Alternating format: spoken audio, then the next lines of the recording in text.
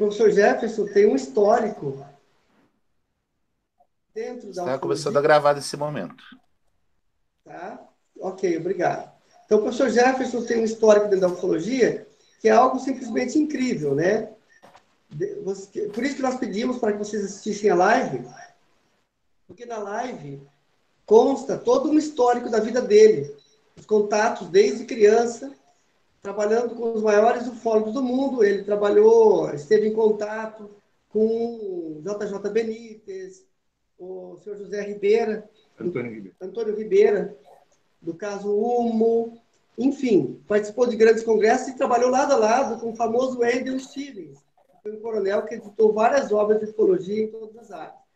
Mas o caso é que o professor Jefferson, ele, como contatado, e também trabalhando em alguns projetos americanos, ele vai poder fazer uma breve introdução, no Departamento de Defesa e no projeto Nemesis, teve informações incríveis sobre esse assunto. Então, inclusive de raças extraterrestres das civilizações antigas da Terra, como e Atlântida. Vou passar a palavra para ele, que eu vou precisar conectar o meu celular no carregador, e vai estar feita a apresentação com a palavra, professor Jefferson de Souza. Muito boa noite a todos. É um grande prazer estar aqui com vocês e eu espero que eu possa compartilhar o pouco que eu sei e com muito prazer eu faço para vocês. Mas eu primeiro queria fazer uma pequena introdução sobre quem eu sou exatamente, o que eu faço. Okay? Eu estou envolvido com um tema desde a minha infância, por uma questão de contatos. Quando eu comentei isso no programa do Flávio Vale, foi a primeira vez que eu fiz, porque eu nunca havia comentado essa parte da minha vida pessoal, porque eu sempre fui uma pessoa muito privada nesse aspecto, e não. Mas, de qualquer forma, por uma razão ou outra, era o momento que tinha que ser feito, então foi o que passou. E desde pequeno, então, eu tenho já essa conexão que só foi crescendo, e não. Eu tive a oportunidade de ter um guia espiritual, posso dizer assim. Eu sei que é estranho o termo guia espiritual quando estou falando de extraterrestres, porque vai dizer, espera um pouquinho, que tem que ver uma coisa com outra. Explico para vocês. Dentro da questão extraterrestre, tem vários aspectos que têm que ser considerados. Primeiro, essas são as funções do que estamos falando. Okay? Eu diria, entre outras coisas, que o importante é que vemos os tipos de raça que estamos conectando. Okay? Por exemplo, temos a famosa Jagara Collective, que vocês conhecem como os Greys. O nome designado deles é Jagara Collective. É uma civilização coletiva que tem várias subespécies. Então, eles seguem um padrão de não interferência, mas existem dissidentes deles. Esses dissidentes decidem operar de acordo com as próprias agendas pessoais que vão em contra do todo que eles tinham. Então, isso provoca, entre outras coisas, a questão das abduções. E como se pergunta, para um momentinho, uma abdução, a pessoa está simplesmente forçando, compreende, a pessoa a esse contato, ela não tem opção, ok? Então, eu vejo que tem algumas perguntas que as pessoas estão fazendo. Se vocês quiserem, eu posso estar respondendo essas perguntas e vamos continuando progressivamente. E não? O senhor apresenta alguma pergunta que eu possa responder antes que continue? Sim, sim. Eu vou fazer aqui, professor Jefferson, pela sequência. A gente abriu ali por volta de 15 para 9 o chat, e aí já começou a chegar algumas perguntinhas aqui para gente, certo? É, uma das perguntas aqui que eu tenho aqui que não está no chat, mas já foi enviado aqui por um aluno na área pessoal. Se o senhor pode falar alguma coisa sobre dimensão 3D e dimensão 5D. Ok, primeiro vamos entender o que são as dimensões. As dimensões são distintas frequências de energia, onde existe uma interação entre a gente e o que nos cerca. Qual é a primeira dimensão? A primeira dimensão é um ponto no espaço. A segunda dimensão é a conexão de dois pontos. A terceira dimensão é onde estamos a gente agora. O que é? É densidade, largura, altura, profundidade, tudo que dá uma ideia de elasticidade. Então, isso é a terceira dimensão. A quarta dimensão é uma dimensão que incorpora todas as dimensões, que é o tempo. Vamos entrar depois num detalhinho sobre o tempo. Agora, a quinta dimensão especificamente é o multiverso. O que é o multiverso? O multiverso, cada universo como o nosso, existe porque existe uma frequência harmônica. Essa frequência harmônica produz que toda energia, seja etérea ou seja física, vai existir nesse plano existencial. Esse plano existencial, então, nesse caso, por nossa perspectiva, e não é a nossa terceira dimensão. Mas estamos falando aqui, no caso da quinta dimensão, de uma pluralidade de dimensões. Então, o que é o multiverso? É um conjunto praticamente infinito de universos. Eles universos não são paralelos, porque se eles fossem paralelos, eles não se intersectavam um com o outro, mas eles se intersectam mais de uma vez. Então, por isso que, às vezes, eles até coexistem por pouco tempo. E quando eles coexistem por pouco tempo, brechas se abrem e entidades ou seres passam do lado de lá para cá, como pessoas também desaparecem e vão para o outro lado de lá. Então, essa aqui é a coisa. Então, respondendo à pergunta específica, o que é a terceira dimensão? A terceira dimensão é o nosso aspecto, tá? A nossa perspectiva de realidade, basada em densidade, altura e profundidade. Okay? E a quinta dimensão, então, é a dimensão da pluralidade dos universos, que é o multiverso. Tá? Agora, deixa eu voltar rapidamente sobre a quarta dimensão. Okay? O tempo não é uma definição da passagem de um momento. O tempo é uma energia. E é uma energia que sustenta toda a criação, toda a existência, não desse universo, para do multiverso, até do omniverso, que é a junção de todas as realidades que existem, inclusive as divinas. Então, eu diria para vocês o seguinte: o processo de tempo é importantíssimo, porque o tempo, então, é baseado numa metapartícula. Qual é essa metapartícula? É chamado cronotron. Então, basicamente, o tempo é a matriz fundamental da existência de tudo que existe, seja físico ou seja etéreo. Eu dou um exemplo para vocês, ok? A partícula de Deus, a conhecida Higgs boson, ok? Que dizem que é a partícula fundamental de tudo. Até mesmo essa partícula é feita de algo. E o que faz a partícula? O que faz a partícula é a metapartícula de cronotron. E uma pessoa perguntaria, ok, então o que faz do que é feito o cronotron? O cronotron é feito de si mesmo. O cronotron é feito de cronotron. Não existe não existe uma junção de alguma coisa que construa. Então, vimos a terceira dimensão, a quarta dimensão e a quinta dimensão. E note uma coisa, eu não estou me aprofundando. Explico por que não estou me aprofundando. Eu podia me aprofundar, eu podia entrar em detalhes, mas vai ser um consumo de tempo enorme. E não temos oportunidade de tempo por causa da quantidade de perguntas que temos. Então, essa é uma das razões que eu estou abreviando, eu estou simplificando o que eu estou dizendo. Tremendamente simplificando. Certo. Porque isso é um assunto muito complexo, e se eu vou falar com a importância cada, vamos ficar horas e horas falando sobre o tempo e não vamos terminar tudo por hoje. Vamos para a próxima pergunta. Só um complemento, professor. Resposta sim ou não? Existe sétima dimensão? Todas as outras dimensões que existem são correlações da quinta que se extrapolam, que normalmente ir até a novena dimensão, que em verdade são dimensões que coexistem uma das outras. Porque se vamos falar do multiverso, temos que falar então da função real do omniverso. O que é o omniverso? O omniverso é a função de todas as realidades que existem, incluindo o multiverso, incluindo o macroverso, incluindo o microverso. E todas são funções contínuas de existência. E temos as realidades divinas, temos o arquivo acásico, temos o necroverso, que é onde se faz a transição da morte para... Que a morte é uma transição, a morte não é definitiva. O que faz na morte simplesmente é uma renovação, até que o vitaverso transforma as pessoas de volta por reencarnação. Eu não gosto do termo reencarnação, mas eu falo porque é mais fácil para as pessoas compreenderem. E não, o certo seria a revitalização da alma. Essa seria, porque a alma é eterna e contínua, ela nunca termina. Porque existe uma lei universal, que é a mesma de Lavoisier, que no universo, na hora se perde, na hora se cria, tudo se transforma. Okay? Então, respondendo a sua pergunta, essa é a resposta. Muito grato. Pergunta da Cecília. O professor Jefferson, ele comentou na live, lá que foi do Flávio, sobre atividades extraterrestres na região de Apucarana.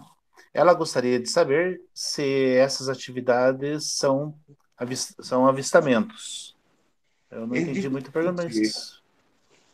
Posso dizer que em primeira mão tivemos um ontem.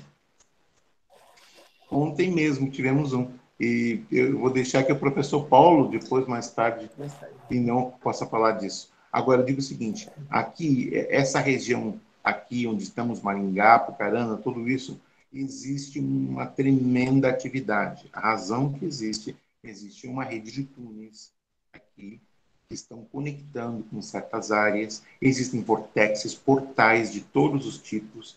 Então, eu digo, atividade aqui é o que não falta. Então, eu digo, é muita coisa. Então, eu diria que as energias místicas, em verdade, não são místicas, são quânticas. É uma questão semântica, é a mesma coisa. A parte mística, a parte quântica é a mesma coisa. Não tem diferença uma da outra. Essa somente é uma questão de dizer quântica ou mística. Porque no final a resposta é a mesma coisa. O que importa é o resultado. E essa região aqui, de tudo tem. E essa terrestre é só uma parte dela. Existem outras coisas. Existem intraterrestres, existem transdimensionais. Por aqui você vai encontrar uma verdadeira cópia de possibilidades.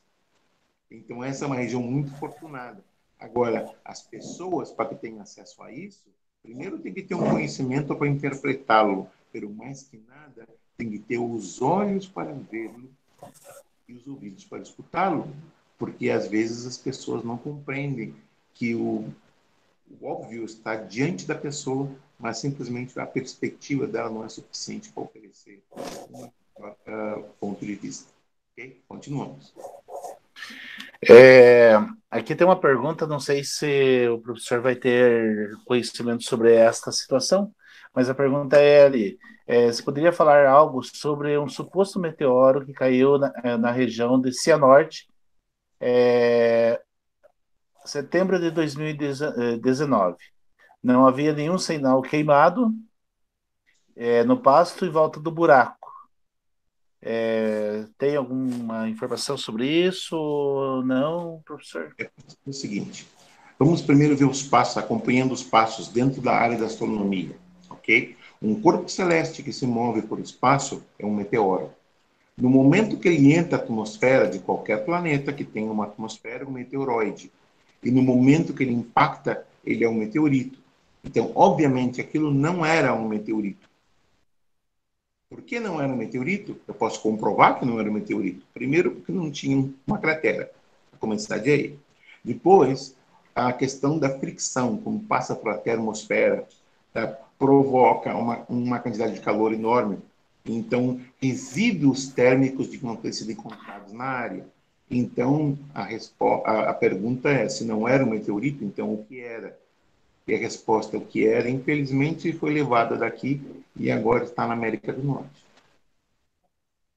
Certo. O que era um instrumento, era um aparelho, um aparato. Era um aparato. É importante até salientar, né, que existe uma grande diferença entre o meteorito e o meteoro, né? Enquanto ele está no espaço, ele é um meteoro. A partir do momento que ele toca o solo, ele passa a ser chamado de meteorito, né? Boa parte dos meteoritos, eles acabam se desfazendo no espaço enquanto está acontecendo a queda. Basicamente, o que passa é o seguinte, quando está como corpo celeste, ele está se movendo por duas coisas. Ele está se movendo por energia cinética basada na atração gravitacional das estrelas. Então, ele está seguindo um fluxo estelar. Depois tem a questão do vento solar. O que é o vento solar? Não é um vento, como vocês estão imaginando.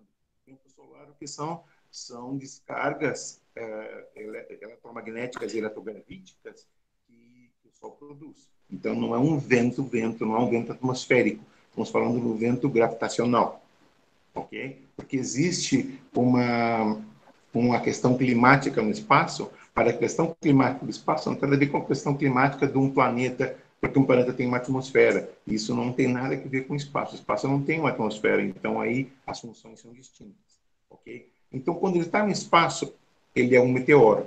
No momento que ele passa a magnetosfera, que é o campo de energia que protege a Terra dos campos solares, tá? Ele começa a frear. Então, ele vai freando.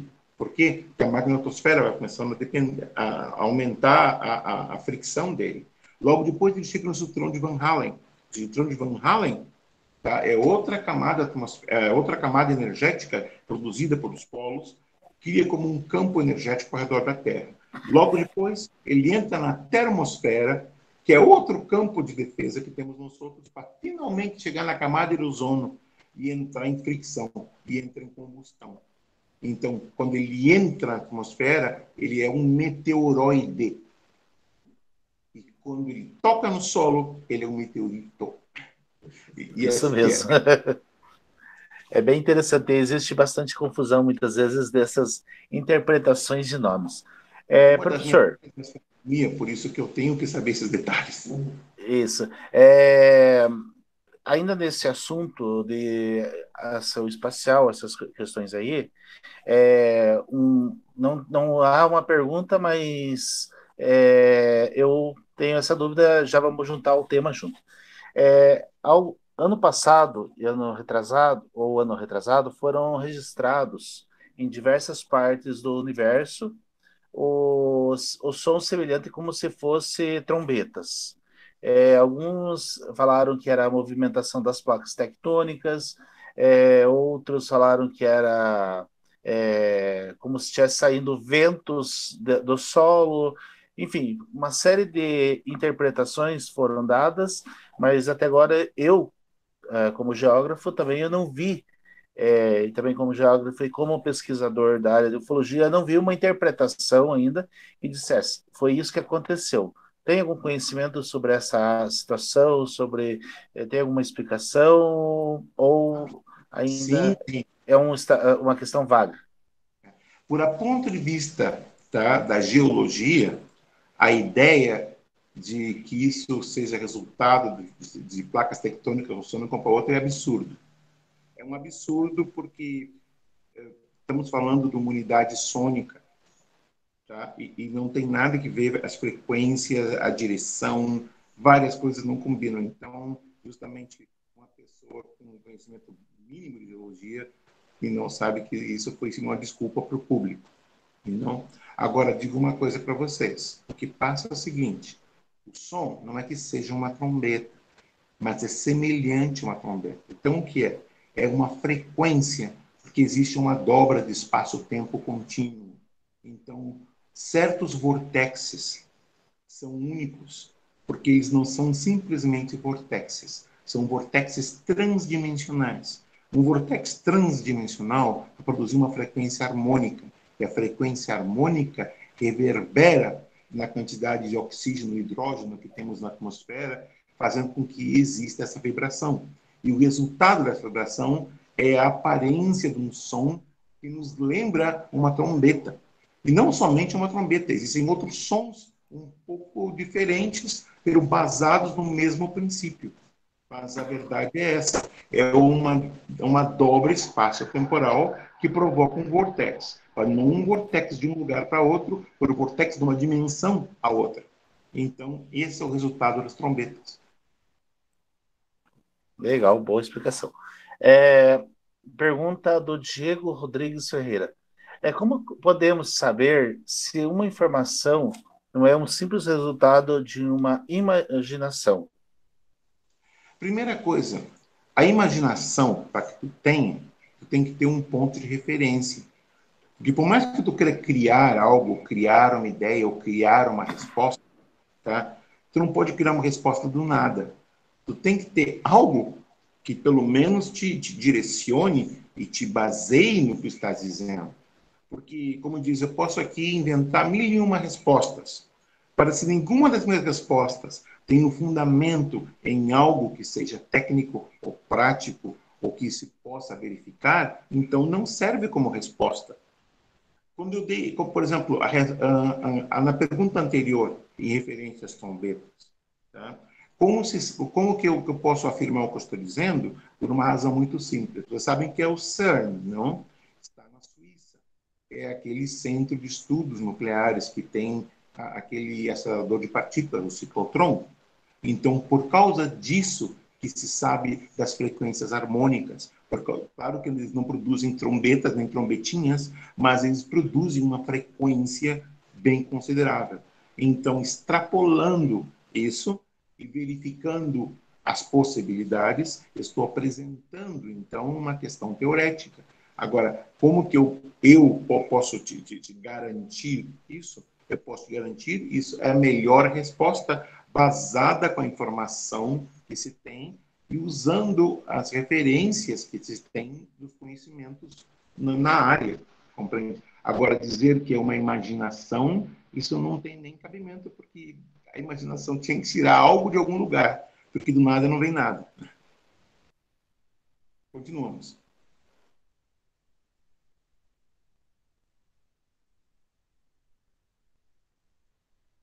Eu não estou escutando. Não escuto nada, nada, nada. Alô? Não toquei em nada. Oi? Agora voltou. Ah, voltou, né? Desativou o meu microfone aqui, não sei por que motivo. A pergunta do Diego Rodrigues Ferreira, mais uma pergunta dele. Ele pergunta assim: o que precisamos fazer para ter um contato alienígena? Primeiro, tu tem que ver que tipo de alienígena tu estás contatando. Porque os alienígenas não são... As ideias que temos de alienígenas é que eles atuam independentemente, ou que eles têm controle autonômico e não é assim. Eu digo o seguinte, se fosse assim, isso aqui seria uma total bagunça. Tu imagina quantas civilizações estariam se chocando uma com as outras, cada uma com a sua agenda. Então, existem, basicamente, 4 setores que têm que ser vistos na questão alienígena. A primeira é chamado consórcio. O consórcio é um grupo das 5 civilizações mais poderosas desse quadrante. Então, quando eu digo desse quadrante, eu estou me referindo aqui à Via Láctea. Agora, vocês sabem que a Via Láctea faz parte de um grupo de 3 dezenas de galáxias, chamado Grupo Local, onde a maior galáxia é Andrômeda. Logo depois vem a nossa, que é Via Láctea, e vem a terceira, que é Triângulo, e as outras são menores.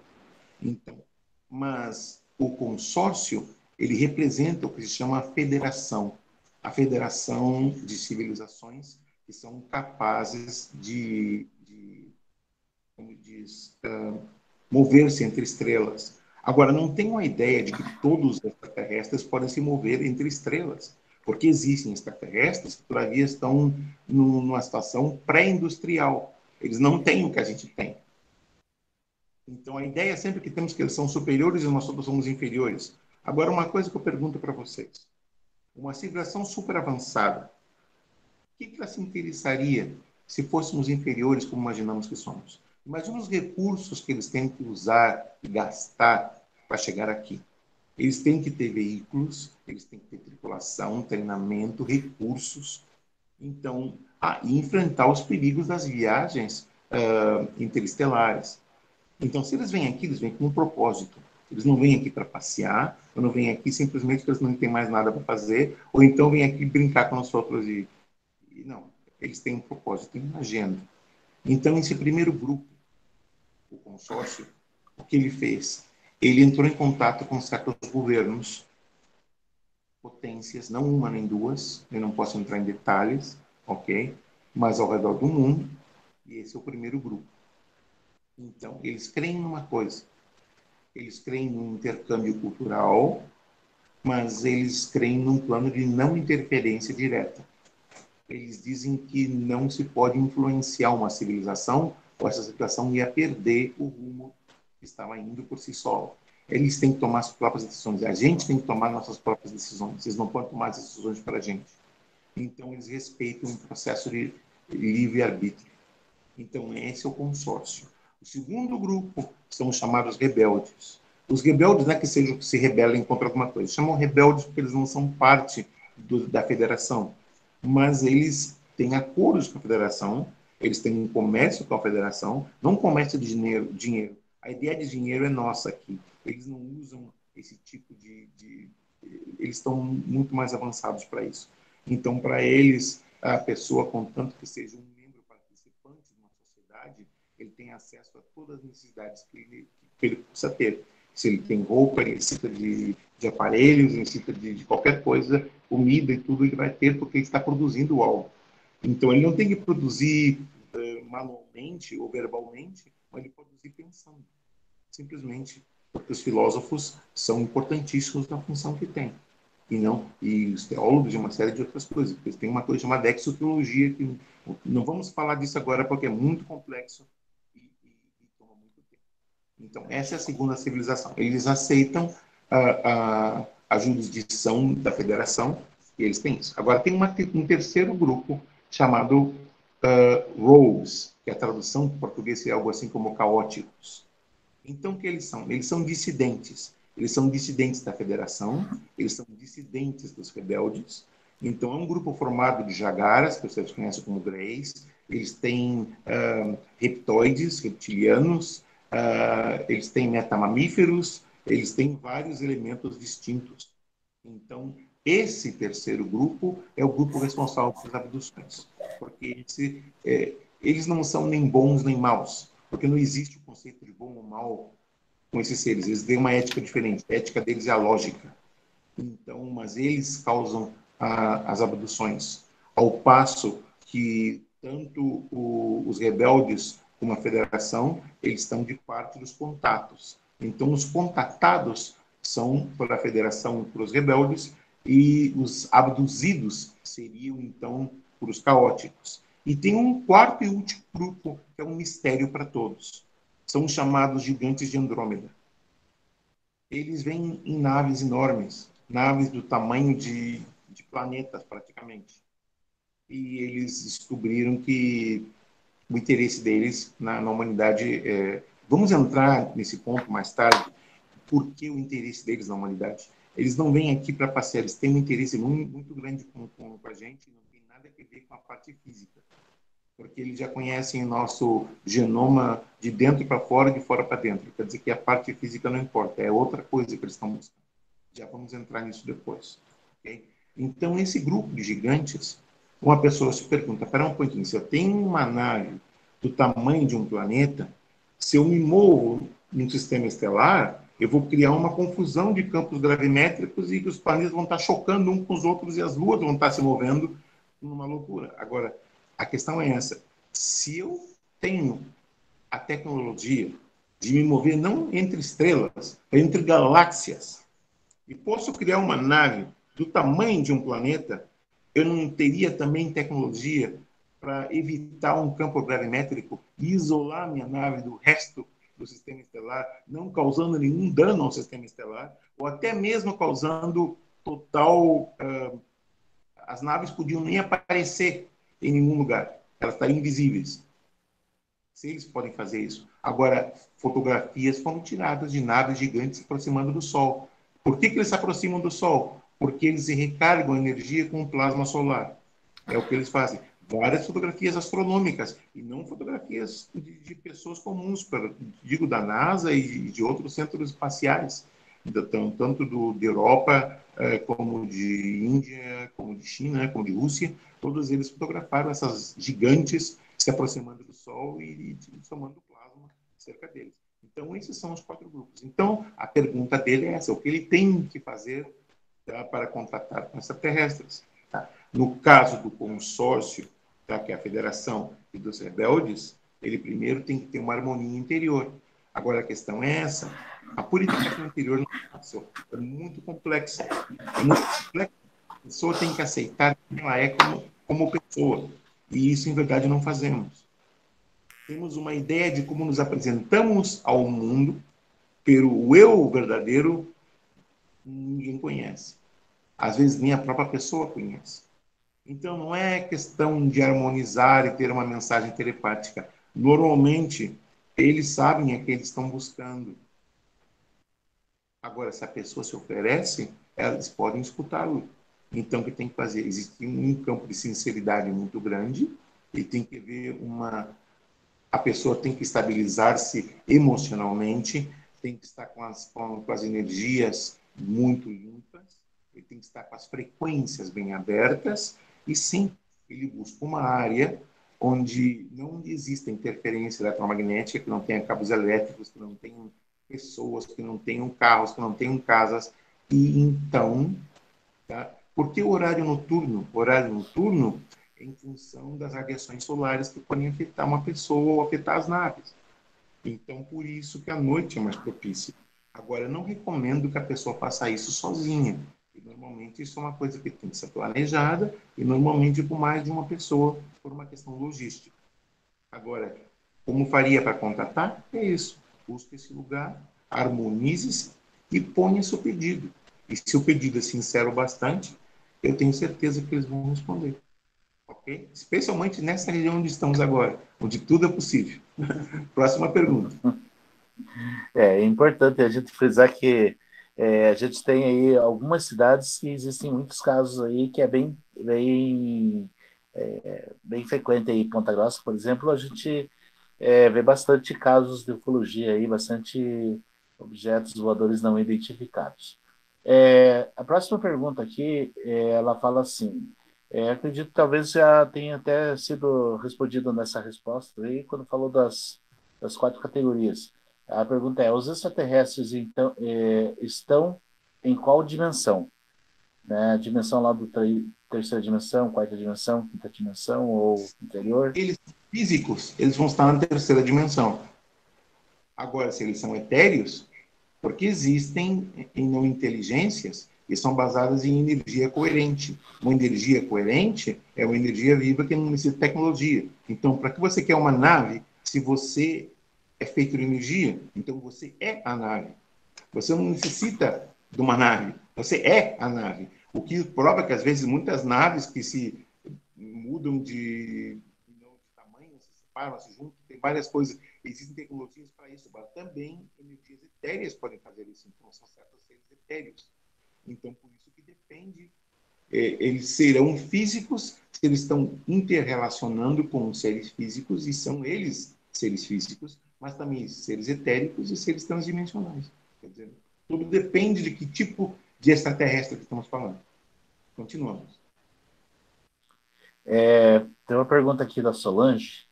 Ela fala assim, a respeito dos portais do continente antártico. São os confederados que os usam? Ou demais visitantes do planeta? Os alemães já tinham conhecimento desses portais durante a Segunda Guerra? Eu tenho mais uma pergunta aqui que acho que vai completar essa aqui. Deixa eu saber aqui. Ok.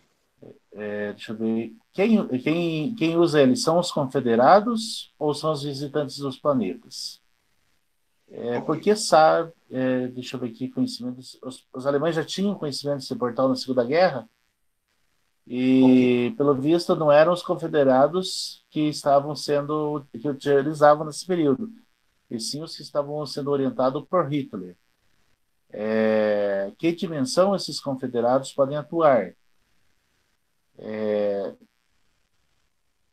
Eles, no caso, que eles estão em corpo físico na terceira dimensão ou só vibram em quinta dimensão?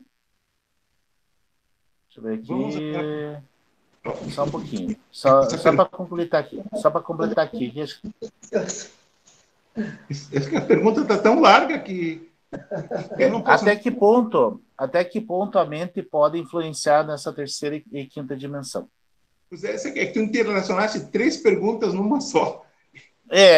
Mas é tudo o mesmo tema, né, professor?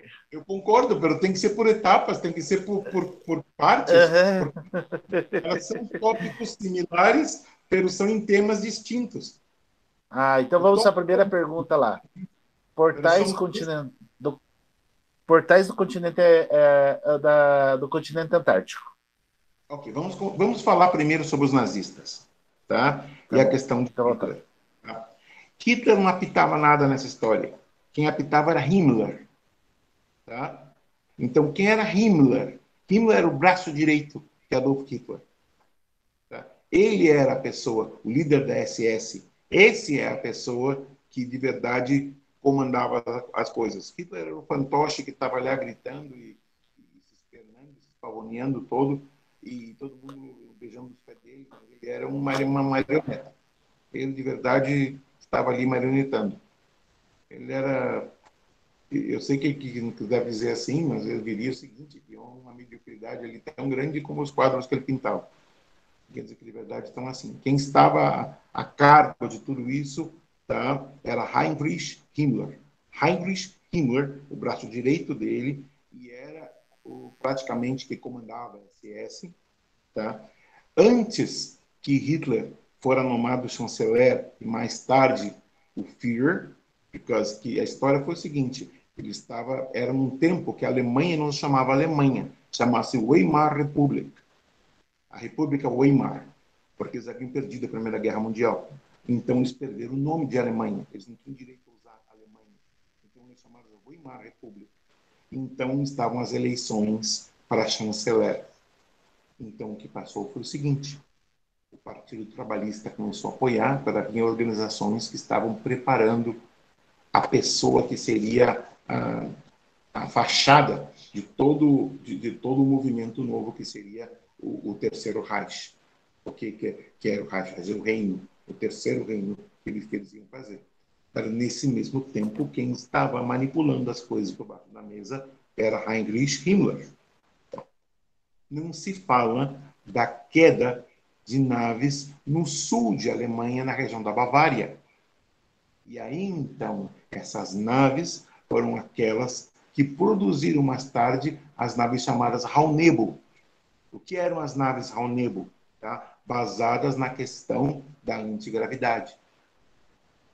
Então, tudo isso tinha que ver com a fonte de energia que eles conseguiram daquelas naves, que, na verdade, eram 3 naves que caíram naquela região. Então, sabia-se que 2 extraterrestres estavam vivos. Sim, eram físicos. Se estamos falando de naves, estamos falando de coisas físicas. As pessoas ficam confundindo, imaginando que uma nave é etérea, compreende? Existem naves etéreas, existem tecnologias etéreas, elas não funcionam da mesma forma. Uma tecnologia etérea, não tem nada a ver com aquilo. Até as leis da física que eles estão usando não são compatíveis com as nossas. Eles estão num campo que é totalmente mais... Eles vão mais além da física quântica. É tão mais complexa a tecnologia etérea. Então, estamos falando de tecnologia física. De uma vez que Himmler teve acesso a isso, o que ele fez, então? Ele começou um processo, tá, onde ele deconstruiu essas naves, tentou reproduzi-las com um time de cientistas que ele tinha. Então, ele começou a produzir a questão dos Raunebos, que eram esses aparelhos. Tá? Himmler já sabia, historicamente, o que ia passar. Ele sabia que o chamado eixo, que era o grupo de Japão, Itália e Alemanha, tá? Jamais Axis é eixo, não? Axis. Eles jamais iam ganhar a Segunda Guerra Mundial. Ele sabia disso. Então, o que ele fez? A primeira coisa que ele fez foi o seguinte. Ele sabia que na Patagônia era o caminho para chegar na Antártica. E por que ele queria chegar na Antártica? A Antártica é um monte de gelo. Então, taticamente, o que tem para ele? Existia uma área da Antártica chamada Queensmouth Land. Então, descobriram que nessa região da Antártica existiam como esses canyons enormes de gelo. Agora, quando baixava esse canyon, descobriram uma coisa super interessante. Descobriram que começava a ficar calor, começava a ficar quente. E daqui a pouco não tinha mais gelo. Tinha grama, tinha árvores, tinha arbustos, tinha tudo. E como pode ser se estão falando da Antártica, no meio do gelo? Por fontes termais. Havia energia vulcânica. Estava produzindo um ecossistema controlado que ficava mantido, tá, dentro desse cânion. Como o cânion é alto, tá, e a condensação do ar quente em contato com o ar frio produzia sempre aquela neve, aquela neblina que tapava, e eles nunca viam o que tinha por abaixo. A neblina era suficiente para que a luz solar entrasse e então a fotossíntese se produzia, eles podiam ter as árvores que queriam. Bom, e descobriram isso. Então eles decidiram fazer uma base nazista ali, porque no caso de que passar alguma coisa que era inevitável que passaria, eles estariam prontos para produzir o Quarto Reich. Então o que eles fizeram? Eles começaram a levar a quantidade de raunebos que eles puderam levar para a região. Eles tomaram submarinos, aqueles pequenos U-boats, tá? Carregados de todo tipo de equipamento e suprimentos que eles tinham. Eles tinham, nesse tempo, o apoio dos argentinos. Tá? No caso, até historicamente falando, tem que se falar a verdade, compreende? O governo dos argentinos, eu não digo o governo eleito argentino, pelo políticos argentinos ajudaram eles nesse processo de pegar tudo isso. O que entra mais tarde na história de Mengele. Mengele foi encontrado no Brasil, não? Então, você sabe no que Mengele estava trabalhando? Estava trabalhando numa coisa que estava tremendamente mais avançada, porque ele conseguiu essa tecnologia das naves da Bavária. Estavam falando de clonagem, clones. Então, uma das ideias de Himmler era a clonação de Hitler, Eva Braun, tá? E pessoas chave, e essas pessoas, então, que passariam com elas, tá? Elas seriam deixadas para ocupar o lugar dos verdadeiros, enquanto os verdadeiros, os originais, tomariam os submarinos, esses US, e chegariam na Argentina. Da Argentina, eles iam para a Patagônia, e da Patagônia podiam passar diretamente à Antártica, e tinham essa base. Acontece o seguinte, Hitler, supostamente... Olha, eu estou dizendo supostamente o seguinte. Eu li isso em história que contaram, nem li nenhum livro. Agora, vamos dizer, bom, que prova você tem? Eu digo, se eu tivesse uma prova desse tipo, imagine o tipo de confronto internacional que nós íamos ter. Imagina nações iam se poner uma com a outra e eu seria a pessoa responsável por tudo isso, minha cabecinha já passei por tanta coisa no passado e não quero voltar a passar por isso. Então, não venham pedir provas. Quer dizer, tomem como vocês quiserem. Que é ficção, tomem como ficção, mas não importa. Eu estou dizendo os relatórios conforme eu vi. Então, o que passou é o seguinte. Hitler, em verdade, ele morreu na América do Sul, em Argentina. Né? Ao passo que essa base nazista ficou ali na Antártica. Existe uma confrontação, tá? Mais tarde, depois, no final da Segunda Guerra Mundial, onde um grupo conjunto de americanos e britânicos, e até alguns canadenses, tá? Levaram uma frota de navios e aviões para atacar a Antártica. Essa chamou Operação High Jump. A Operação High Jump era justamente para isso, para destruir aquele ninho nazista na Antártica. E houve uma confrontação muito grande das naves Raunebo contra os aviões. Mas, nesse momento, os americanos já estavam usando os protótipos dos primeiros Tomcats, os jets que eles tinham, que foram os jets que cambiaram a guerra, porque as únicas coisas que podiam contrarrestar os Raunebos eram esses jets, pela velocidade e formato de manobra e tudo isso. E a possibilidade de disparar os mísseis, que eram primitivos, compreende? Mas não importa. Eles puniam eles taticamente muito mais avançados que qualquer coisa. Então, houve esse confronto na Antártica. Se vocês buscam essa informação, High Jump, H-I-G-H-J-U-M-P, High Jump, e vocês vão encontrar menções históricas, porque isso foi uma batalha onde uma frota norte-americana, uma frota britânica, com auxílio de alguns canadenses, enfrentaram os nazistas no espaço aéreo de Queensland, na Antártica. Foi uma coisa incrível. Então, digo o seguinte, esses foram os detalhes. Agora, por que Himmler decidiu a Antártica? Primeiro, porque, taticamente, era o lugar que ele menos esperava ser encontrado. E se ele foi encontrado foi porque ele foi traicionado, alguém traiu ele, porque não tinha forma que eles descobrissem as coordenadas dessas bases. Quer dizer, que alguém ia ter falado. E se traidores ali, por quantidades havia. Não. Mas havia outras coisas na Antártica que não se comentam. Por exemplo, se fala de civilizações que tinham portais de saída na Antártica.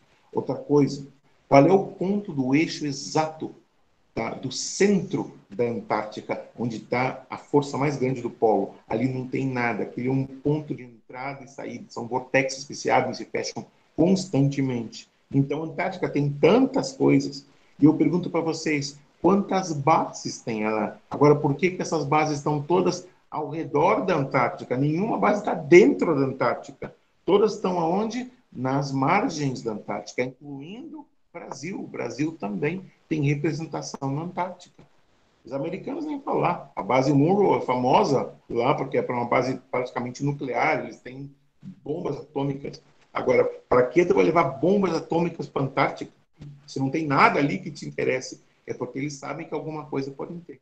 Então, eu digo o seguinte, a Antártica tem muita coisa em tudo isso. Agora, a questão dos nazistas, notem uma coisa, eu estou sendo bem vago. Eu mencionei o clone de Mengele, mencionei essas coisas, e estou botando um monte de buraquinhos que eu não estou tapando. Agora, por que eu não estou tapando esses buraquinhos? É o seguinte, porque se eu começo a entrar em muitos detalhes, eu vou buscar mais problemas para a minha vida. Porque é muito fácil eu vir aqui e falar as coisas como são. Agora, tudo tem seu preço. E eu penso que já paguei bastante para o meu. E pedir que eu pague de novo não é justo. E não, especialmente depois de tudo que eu passei. Então, eu não quero omitir a verdade de ninguém e eu não quero estar numa posição de dizer que eu estou omitindo deliberadamente certas coisas, mas simplesmente uma questão de autopreservação mais que nada. Okay? Então, vimos Tá os certo, portais professor. dos nazistas. Que mais que ficou pendente da Antártica ou já você falou tudo? Ou tem alguma coisa pendente?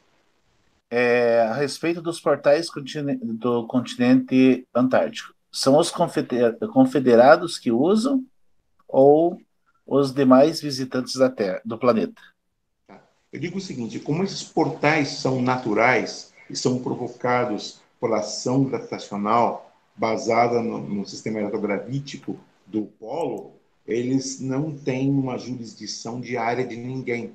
Então, aquilo ali é terra de quem entra. Quem entra e passa por aí. Então, pessoas, entre comilhas, autorizadas e pessoas não autorizadas vão passar por aí. Então, respondendo a pergunta, é isso. Ele não é restrito, não é área restrita, é uma área aberta. Esses portais não são constantes, quer dizer, não se sabe quando vão abrir e não se sabe exatamente aonde vão abrir, mas eles estão constantemente abrindo. Essa é a Tá resposta. certo.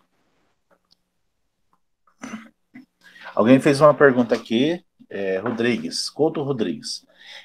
Boa noite, professor. Boa noite, professor Jefferson, Dirceu e Paulo. Gostaria de saber o que o professor Jefferson tem a dizer sobre transhumanismo. Ok, o transhumanismo, de acordo com algumas pessoas, seria uma evolução onde o homem e a máquina se tornam um. Então, basicamente, a ideia do transhumanismo, ou seja, é a ascendência não genética nem psíquica, por uma ascendência positrônica, onde elementos eletromecânicos seriam juntos ao nosso sistema celular. Então, o que é o transhumanismo? É a junção de homem e máquina, onde o homem se forma máquina. Então, eu digo para vocês, isso já existe, mas não aqui na Terra. Existem civilizações chamadas tecno-orgânicas. Uma civilização tecno-orgânica exatamente conseguiu o transhumanismo. Agora, o que eles descobriram com o transhumanismo? Infelizmente, eles se desconectaram de si mesmos. Eles se tornaram seres vazios, eles se tornaram seres que usam lógica e sem nenhuma ética. Tudo para eles é razão e lógica. Então, o que passa com um ser assim? Um ser assim, ele não está vivendo. Ele está simplesmente seguindo um programa natural. Um programa que ninguém escreveu, que ele mesmo escreve, para um programa que está restringido a ele mesmo. Então, o que é o transhumanismo? O transhumanismo é quando máquina e pessoa se tornam um. Próxima pergunta, por favor. Pergunta seguinte aqui, ele fala a respeito do livro das raças aliens dos russos. A pessoa está perguntando isso, o senhor pode comentar alguma coisa sobre esse livro? Ok, pode repetir, por favor, que eu não entendi muito bem, porque deu como um ruído. Nós estamos tá tendo uns pequenos cortes de conexão, né? Acho que é por causa do mau tempo aí na região, né? A pessoa pergunta o seguinte: sobre o livro das raças aliens dos russos. Dos quê? Dos Dos russos. russos, isso. Ó, Pergunta se pode comentar alguma coisa sobre esse livro. tá. Eu digo o seguinte, o livro per se está limitado. Por que está limitado? Porque é limitando somente a certas raças e não a forma genérica que ele tem que ver. Por exemplo, as formas mais comuns são as formas humanoides. Tá? As formas humanoides são 2 braços, 2 pernas, uma cabeça. Agora, as subdivisões dentro disso, você vai encontrar reptilianos e reptoides. Qual a diferença do reptoide e do reptiliano? Um reptiliano tem sangue frio, um reptoide tem sangue quente. Um metamamífero é um mamífero que tem características reptilianas, mas é um mamífero. Então chama-se um metamamífero. Vai encontrar um insectoide. O que é um insectoide? Um insectoide não é um inseto. Um insectoide, tá, é um ser humanoide com características polimórficas.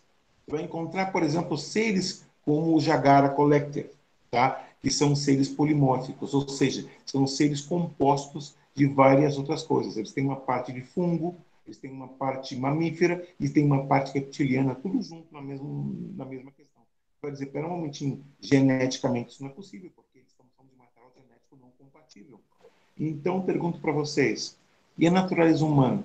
Por que vocês pensam que ele vem aqui? Vamos ver o ser humano agora um pouquinho. Tá? Temos nosso sistema genético, muito bem. Tá? Somos mamíferos, não somos mamíferos? Somos mamíferos. Pero não temos um cérebro reptiliano? Sim, temos um cérebro reptiliano. Tá? Não temos minerais dentro de nós outros. Temos todo tipo de cálcio, ferro, magnésio e iodo dentro da gente, que são minerais. Então, notem como nós somos uma junção de várias coisas. Agora, toma uma carcaça extraterrestre e faz uma análise e vai descobrir uma coisa, que um reptóide é um reptóide, que com um metamamífero, eles não têm essa junção toda que a gente tem. Somos únicos no que estamos fazendo. E a outra coisa é a capacidade humana da fala. Um vai dizer, mas a fala é primitiva, então é muito melhor a telepatia. E não. E eu digo para vocês, vocês entendem o que é o princípio da fala? Como funciona o ato de falar? Ok?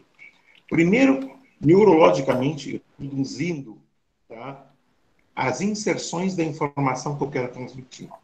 Logo depois, eu tenho que passar para minhas cordas vocais, que tem que vibrar numa frequência específica. Eles têm que entrar na minha boca, numa câmara de reverberação, que é onde está meu palatal, que é a parte superior de dentro da minha boca. E tenho que usar minha língua para modular o som, para que esse som seja compreendido por outras pessoas. Na própria Bíblia se fala do verbo. O que é o verbo? O verbo nada mais é do que isso. Das harmônicas, da energia não sonora, para a energia da reverberação. A reverberação é a capacidade de união de mente, corpo e espírito. Quando eu faço isso e estou produzindo a fala, eu faço de uma forma tão genérica que nem penso por que eu estou fazendo. É uma coisa que eu faço desde pequeno. Todos fazemos desde pequeno. A não ser as pessoas que são mudas, mas é outra história. Mas, normalmente, isso nos põe numa capacidade quase divina. Porque esses seres não são capazes de reproduzir as frequências harmônicas que produzimos os humanos. Eles podem tentar reproduzir de outras formas.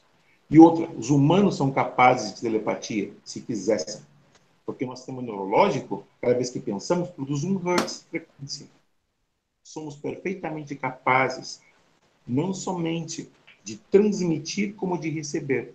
Então, basicamente, primeiro somos empatas. É um empata. Um empata é aquela pessoa que está sensibilizada pela outra. Ou seja, eu estou sentindo os sentimentos que você tem, eu estou recebendo para mim. Então, cria uma empatia entre eu e você.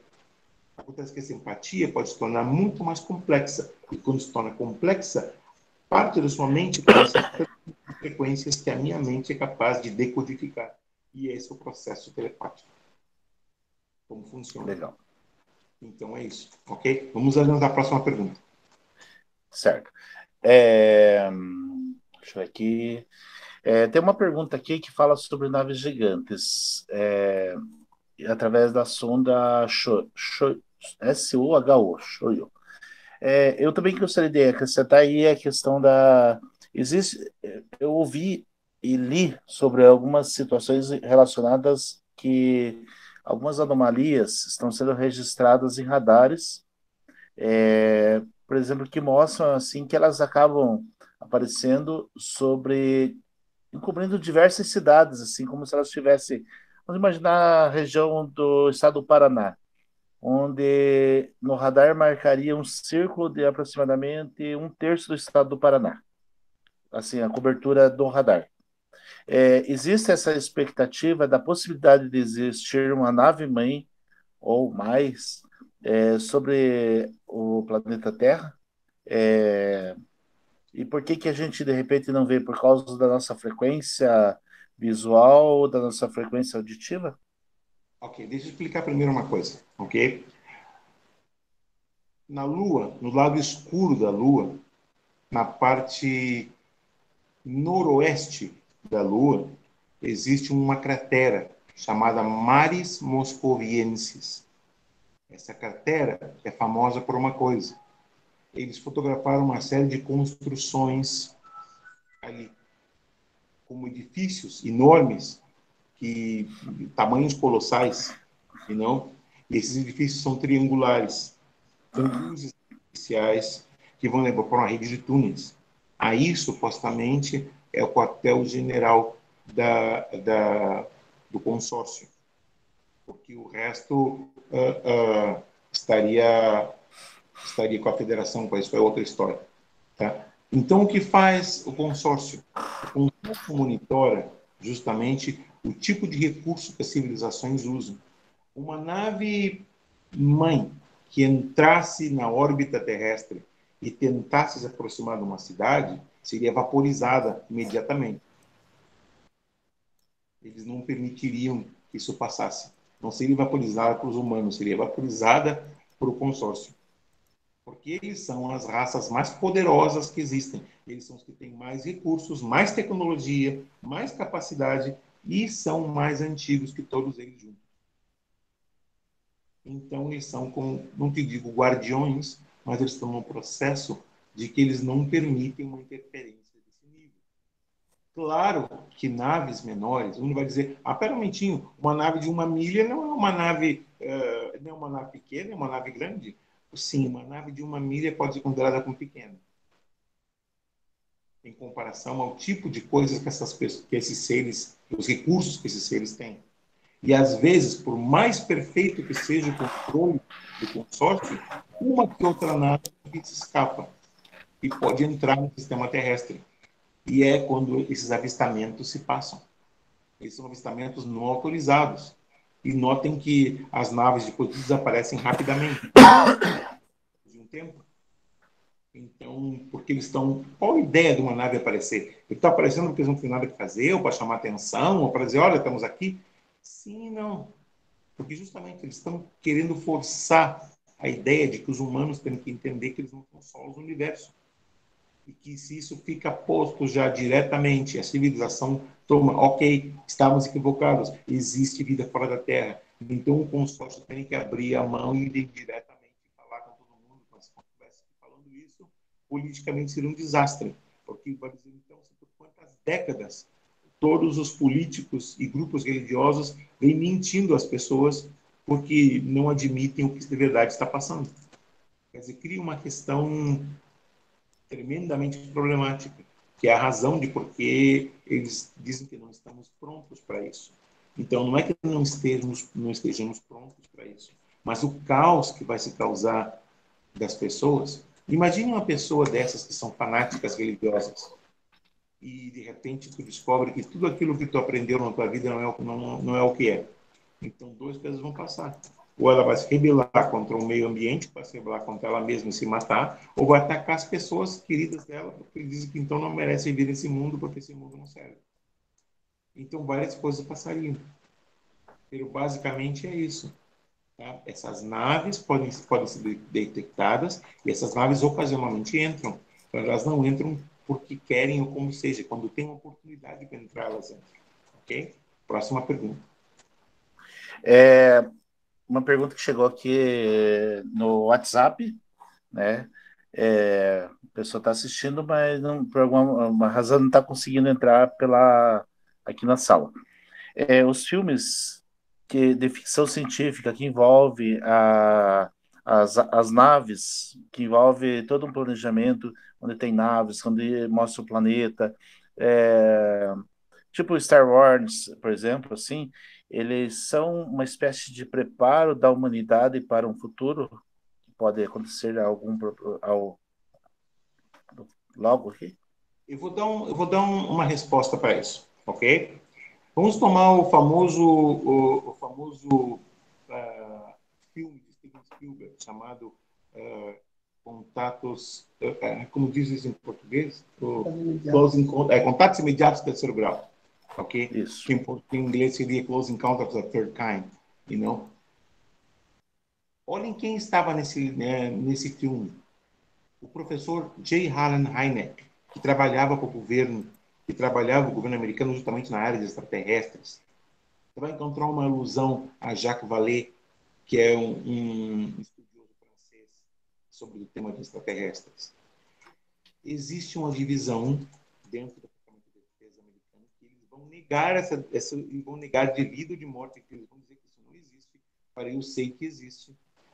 Chama-se La Verdade Aberta. O que é verdade aberta? É o seguinte, tá? Tu toma essa verdade e transforma ela num segredo aberto. Como se faz? Eu falo um pouquinho de verdade e o resto eu ponho um monte de invenção. E no final se cria uma situação que, se tu vai denunciar algo, eles vão dizer, tu viu isso num filme. Então a pergunta que eu faço é essa. Existem companhias e produtoras em Hollywood que, em verdade, não existem.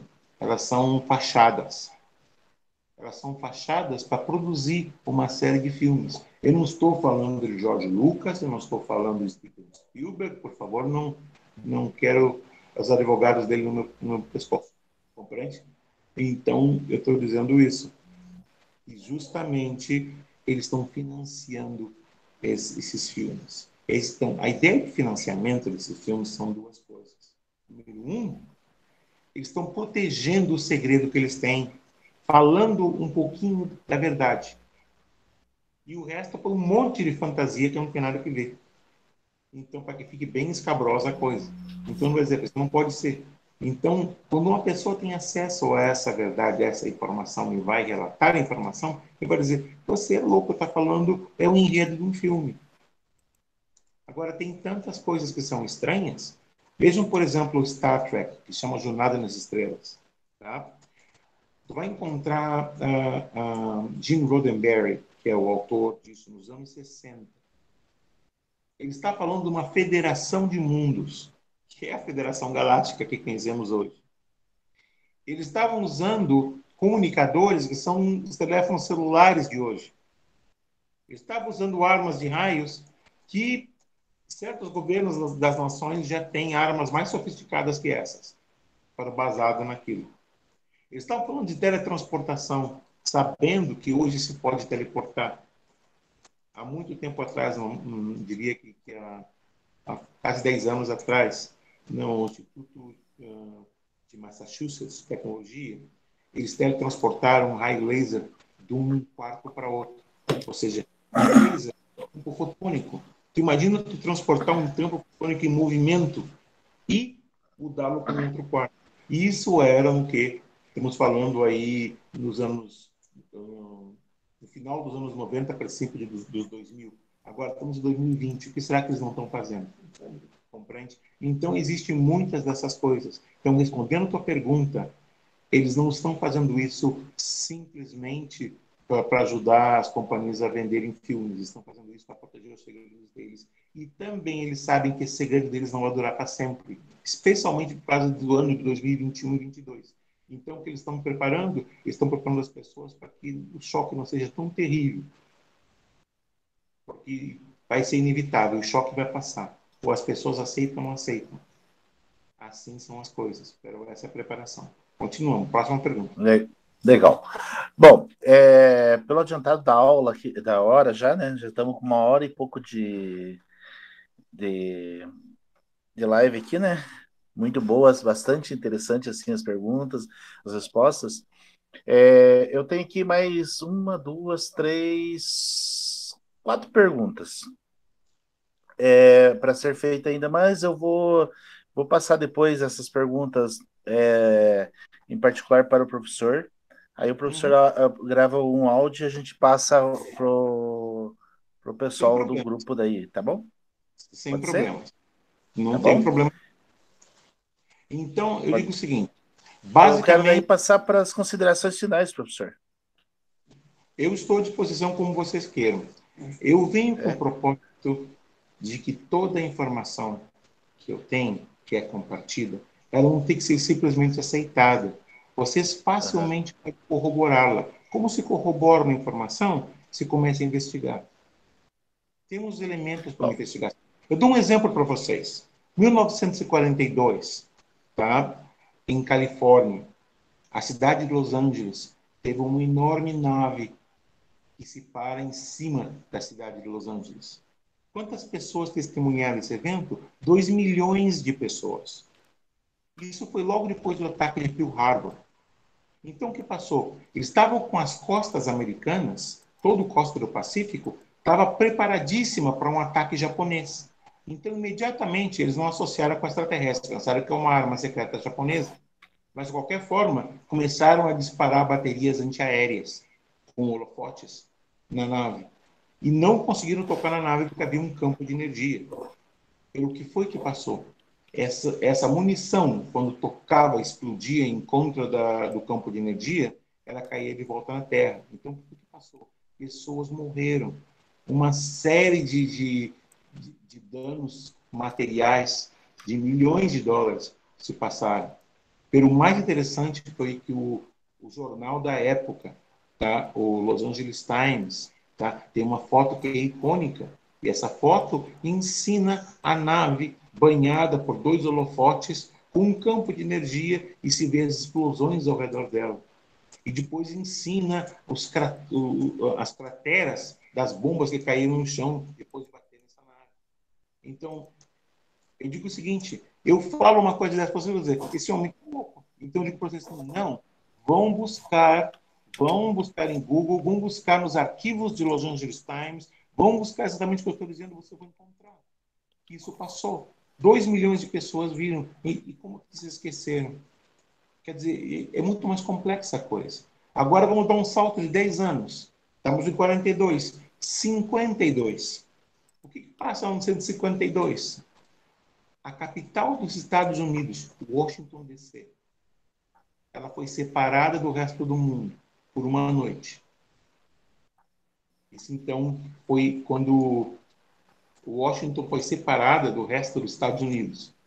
Os carros não funcionavam, nada funcionava, não havia comunicações, eles estavam presos. Então, o que foi que passou? Frotas de naves, dezenas de naves estavam para o céu de Washington. Tinha uma nave em cima da Casa Branca, tinha uma nave do Congresso, tinha uma nave em cima do Pentágono.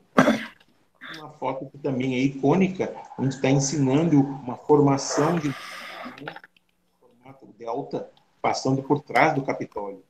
Agora, sou eu que estou inventando isso? Não, vamos buscar nos arquivos do Washington Post e vamos ver o que tem em 1952 e vamos buscar, então, o que foi que passou ali. Existem fotografias e elas valem mais do que 1000 palavras. Quantas pessoas foram testemunhas disso?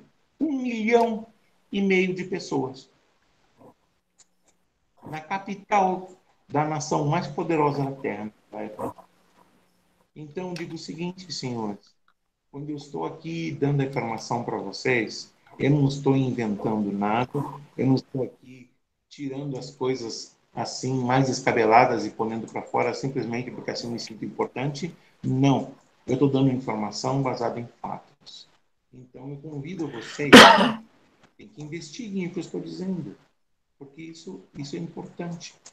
Eu estou agora no processo de quê? De compartilhar conhecimento. E isso que não estamos entrando no ensinamento esotérico ou gnóstico. Estamos só falando da parte técnica. Estamos falando só aqui da ciência. Porque tem o outro lado. Eu digo para vocês uma coisa que eu aprendi por experiência. A parte mística e a parte técnica caminham de lado a lado, mão dada com mão.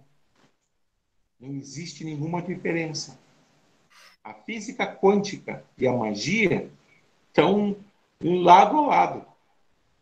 Esses são os mistérios que cada vez estamos descobrindo as respostas deles, um por um. Agora, nesse processo, as respostas não vão vir de um professor. As respostas vão vir de todos, incluindo os alunos.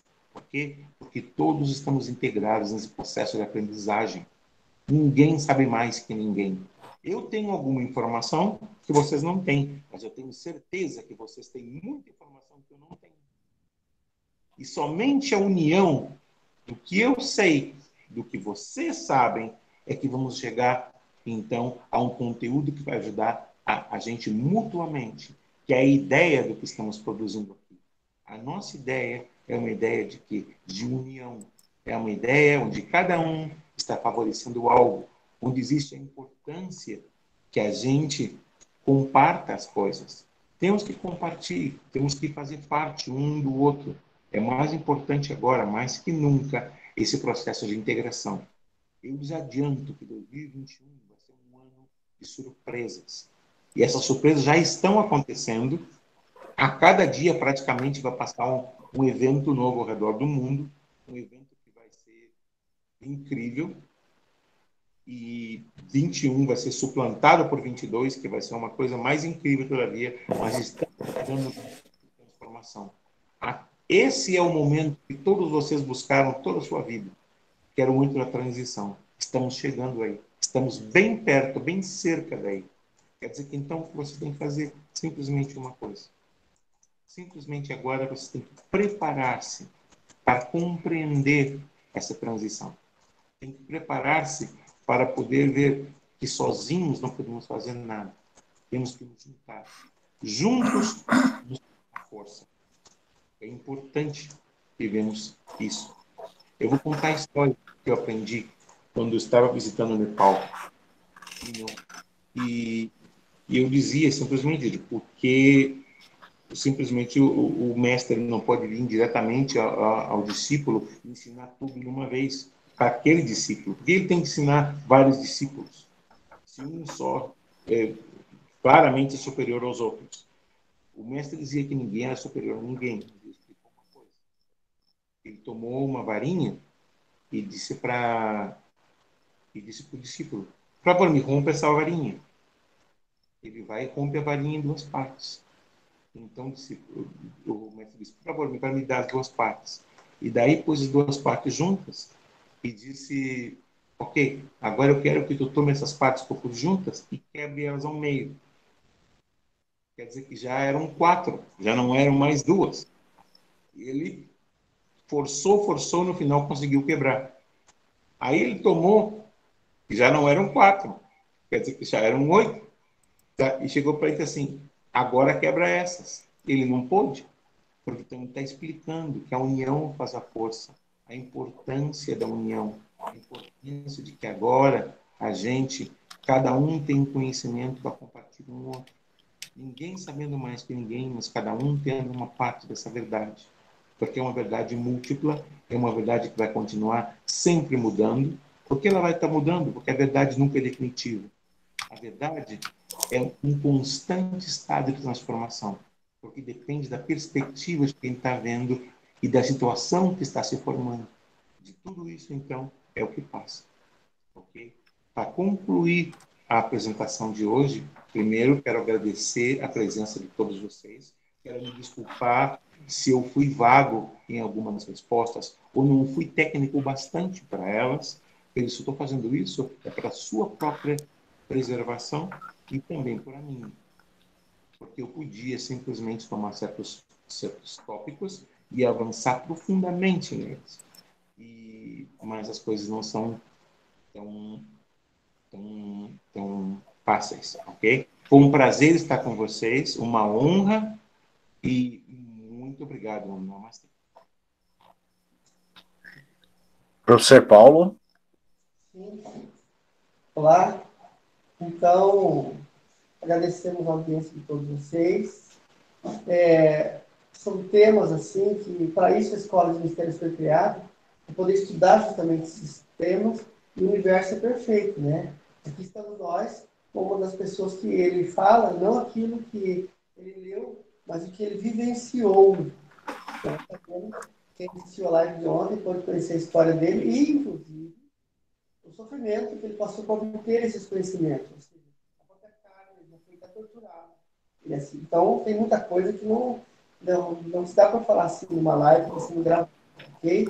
Até por isso, nós estamos fazendo algumas oficinas que serão das pessoas seletas, assim, da nossa confiança para participar. Uma delas é o Maringá. Mas quem sabe possamos estar promovendo em outras cidades. Nós agradecemos o pessoal. E o professor Guilherme, dizer que realmente ontem nós fizemos uma experiência psicológica de Maringá para cá. Fomos acompanhados e monitorados por Manado, uma experiência que envolveu lá de tempo. Nós documentamos tudo aí e podemos estar depois passando para o professor Liceu até comentar na sua aula sobre ufologia, né? Foi um contato imediato, inclusive envolveu terceiro, quarto grau, né? E é isso, pessoal. Então podemos encerrar se acho que o Jefferson se despediu. Se o professor Liceu quiser fazer algum comentário, eu já vou me despedir também. Ok, Paulo.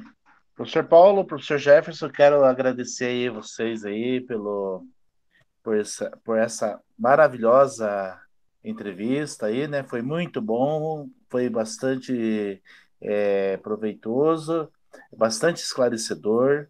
Gratidão pelo seu tempo aí em estar participando desse bate-papo, né? Não foi possível a gente responder todas as perguntas que foram solicitadas aqui, mas pelo adiantado da hora, né? É, depois a gente vai tentar ver como é que a gente faz aí para as demais perguntas, a gente passa aí para o professor e depois a gente passa no grupo, né? Então, lembrando aí, os que se interessarem aí, tem esse interesse em participar da Escola de Mistérios, né? Tem o e-mail aí, escolademistériosbr@gmail.com, podem ter contato com a gente, né? E estar participando aí, fazendo sua matrícula e participando e adquirindo conhecimento. Então, gratidão, professor Jefferson, gratidão, professor Paulo, gratidão a você que permaneceu até agora aí, que participou aí junto conosco. Então, vamos encerrar essa live aí com muita gratidão. Namastê, obrigado. Namastê. Tchau, tchau. Namastê.